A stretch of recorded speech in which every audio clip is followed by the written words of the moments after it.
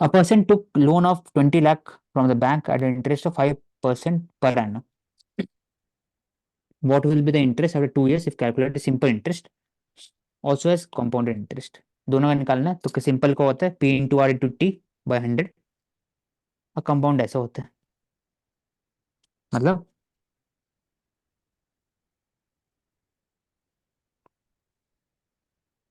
इतने टाइम हो गया माइनस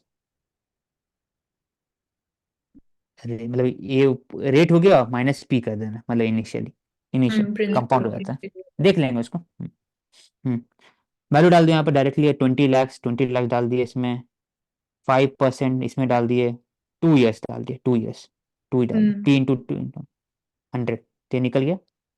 कंपाउंड में ऐसे लिखना कैसे 1+5% था तो 1+5/100 2 ईयर था ऐसे टू यहाँ पर 3 होता है तो 3 होता है यहाँ पर माइनस पी तो 105/100 स्क्वायर माइनस पी तो निकल गया। माइनस पी क्यों करते हैं जब ये निकले तो ये फाइनल अमाउंट निकलेगा फाइनल अमाउंट निकलेगा और इनिशियल पी मतलब प्रिंसिपल माइनस करें तो इंटरेस्ट हो जाएगा कंपाउंड इंटरेस्ट हाँ, बस इंटरेस्ट ही तो बचेगा फिर, फिर ठीक। ये निकल जाता है।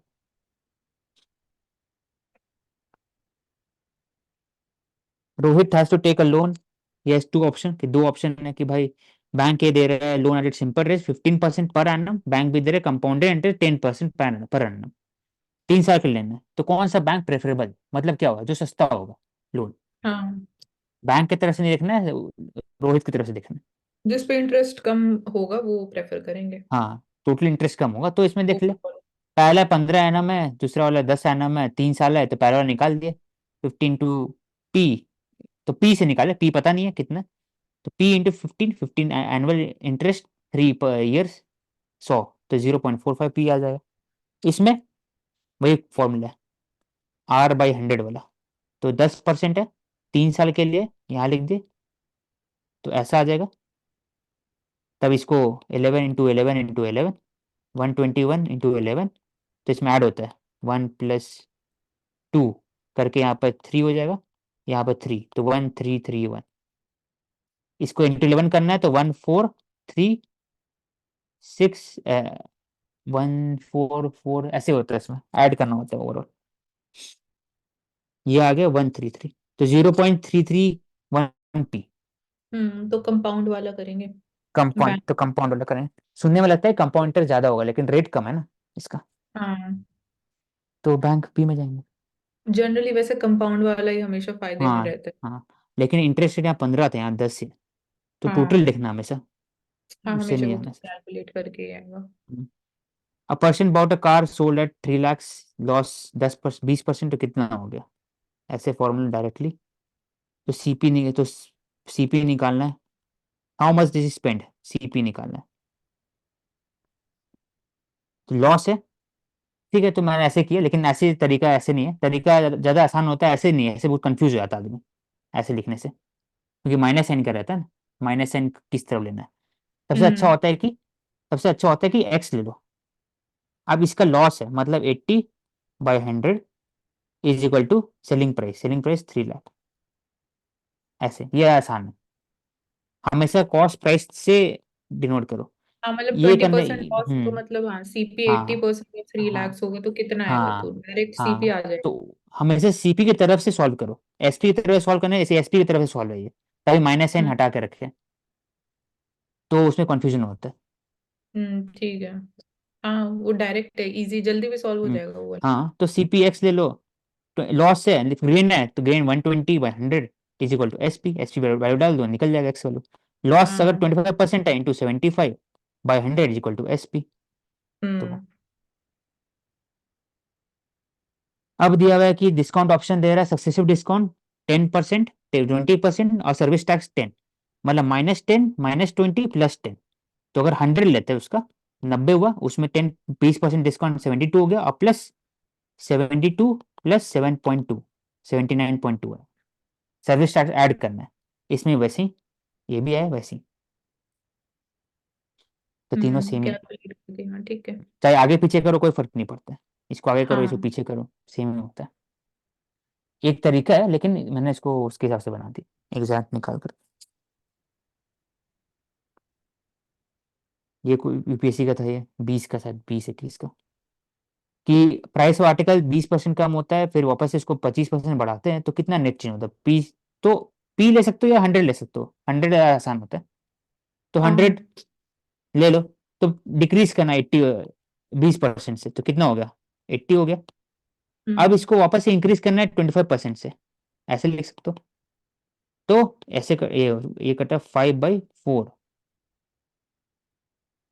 20, 100, वापस से 100 आ गया। हाँ, तो कोई तो चेंज नहीं हुआ। जहाँ कुछ प्राइस नहीं रहता ना, कहीं भी अगर नहीं दिया गया प्राइस, कहीं भी कुछ नहीं दिया गया, तो 100 आसान होता है। हाँ, अगर फिर आंसर जीरो वैसे परसेंट परसेंटेज फॉर्म में पूछ रहे तो आप वैल्यू हाँ, ले तो लो, 100। कोई भी वैल्यू ले लो, हम्म। तो उसमें कोई फर्क नहीं हम्म। पड़ता। हम्म। अब टॉपिक को, sells an article at 40x% profit, sells 40x% profit, तो ओरिजिनल कॉस्ट प्राइस, तो ऐसे लिख सकते हैं हाँ। ओवरऑल, क्योंकि एक्स ठीक है। परसेंट प्रॉफिट लिखा है, तो एक्स यहाँ पर है, ये भी एक्स है, लेकिन एक्स और सी दोनों प्रॉफिट भी नहीं पता, नहीं कि कॉस्ट प्राइस पता है। लेकिन पूछा ये है सेकंड में कि अगर सेल करता है 20 रुपया में, he faces the same percent of loss, sell किया 20 रुपीज में, 20 रुपीज लॉस, X% ही है, तो ऐसे लिख सकते हैं। हाँ, तो पहले सीपी माइनस एस पे ये हो भी ये जाएगा। भी तरीका सा लंबा है, इसको अगर आसान लिखना है, तो सी अगर कॉस्ट है, तो अब इसमें क्या है, सी, अब लॉस निकालना है ओवरऑल, X% लॉस है ना, तो हाँ, X% 1 - X/100 into C is equal to 20। ये ज़्यादा आसान तरीका है, इससे हाँ, सेम ही निकलेगा इजी। ओवरऑल, तो ऐसे निकल गया।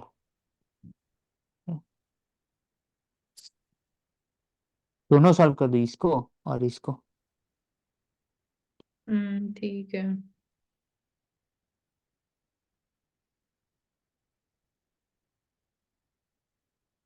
सी का 30 वैल्यू है। Gopal bought a cell phone, और 10% प्रॉफिट में बेच दिया राम को, तो मैंने सेलफोन रुपीज 100 रुपीज ले लिया, सेलफोन का प्राइस। हम्म। अब 10% दिया, एक सौ तो दस एक। हम्म और फिर Ram wanted to sell it back to Gopal 10% loss, 10% loss, मतलब 110 का 10% लॉस, 11 रुपए। 99। हम्म हाँ। तो कितना गोपाल को पोजीशन, क्या है, गोपाल खरीद लिया, अगर वो खरीदेगा उसको, तो 99 में खरीदा, स्टार्टिंग में 100 में, लेकिन वापस बेचा, वापस फिर खरीदा, वापस तो खरीदा 99 में। ठीक है।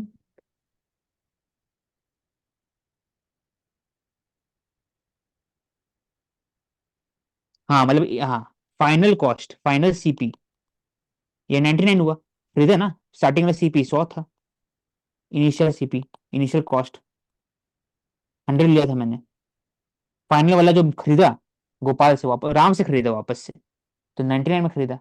हाँ, वो सस्ते में खरीदे और थोड़ा। हम्म। हम्म। हाँ, तो लॉस हो गया उसको।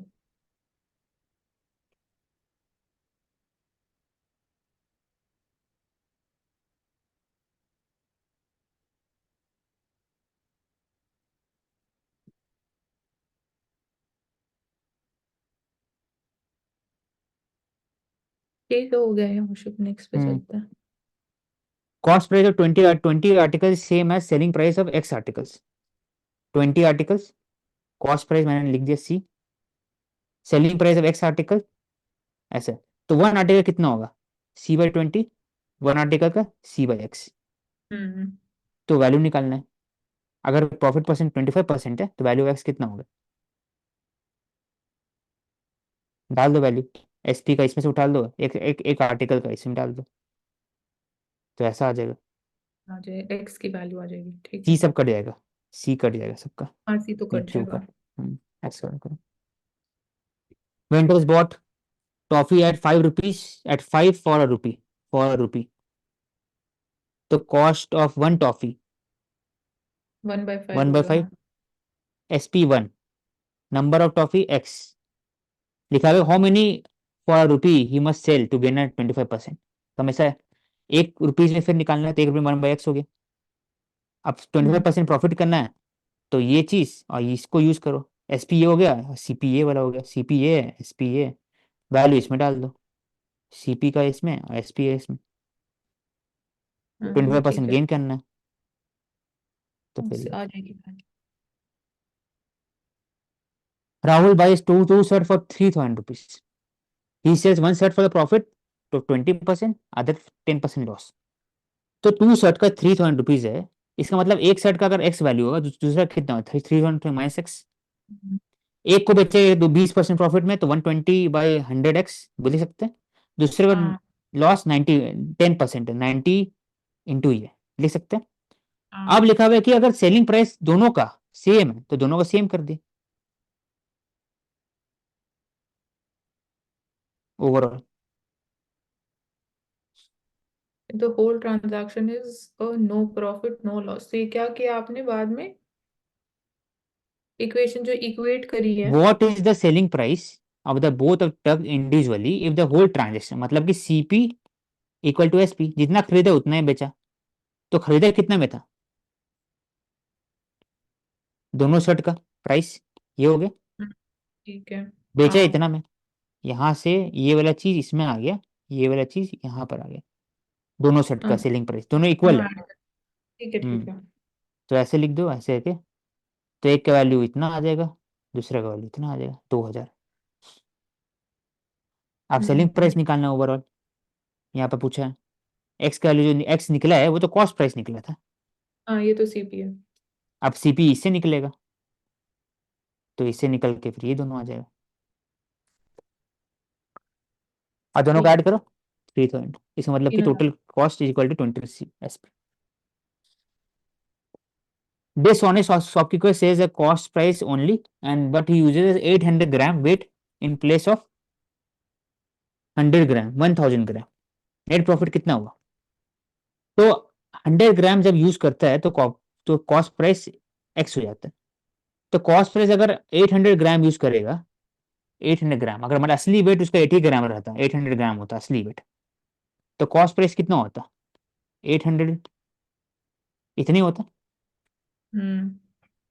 मतलब कि 1 किलो 1,000 ग्राम राइस का दाम अगर 1,000 रुपीज है, तो 800 ग्राम राइस कितना हुआ दाम इसका, 800 रुपीज। हाँ ये वही लिखिए इसमें, लेकिन वो क्या किया है कि 800 ग्राम को दिखा रहा है 1,000 ग्राम, मतलब क्या हुआ, एक्स्ट्रा पड़ा है ना। हाँ बढ़ा वही दिया मैंने दो किया सौ यहाँ पर, 800/x ये होना चाहिए था रियलिटी में, रियलिटी ये होना चाहिए, लेकिन चीटिंग किया वो, तो ये बढ़ गया दाम इसका, एक्स कर दिया, तो वैल्यू निकाल दिया। फिर सीपी है एसपी है, निकाल दो, एसपी माइनस सीपी/सीपी इंटू 100, तो ये आ जाएगा ऐसे, 25%, ठीक। इसका मतलब प्रॉफिट, 25% हाँ। प्रॉफिट।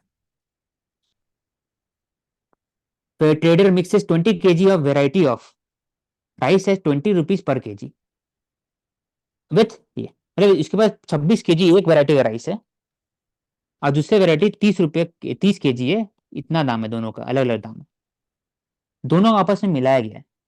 तो ऐसे लिख सकते हैं, टोटल प्राइस हम्म। दोनों ऐड कर दो, तो ये हो हाँ जाएगा। पिंटू। ठीक है, 16,000 हो गया। टोटल केजी कितना हो गया, 26 प्लस 56 केजी, और कितने बेचा वो लास्ट में, 30 रुपीज पर केजी में, ठीक है, 30 रुपीज पर केजी, 56 केजी, तो इतना हो गया, 56 × 30।